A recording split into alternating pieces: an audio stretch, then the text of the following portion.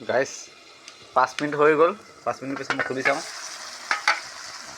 এয়া খুলিছোঁ, চাওঁ বিলাহীখিনি কেনেকৈ সিজিছে।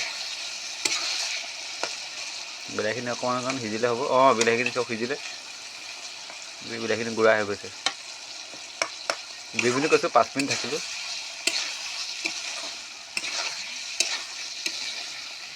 5 মিনিট কৰিলোঁ, ধুনীয়া হৈছে।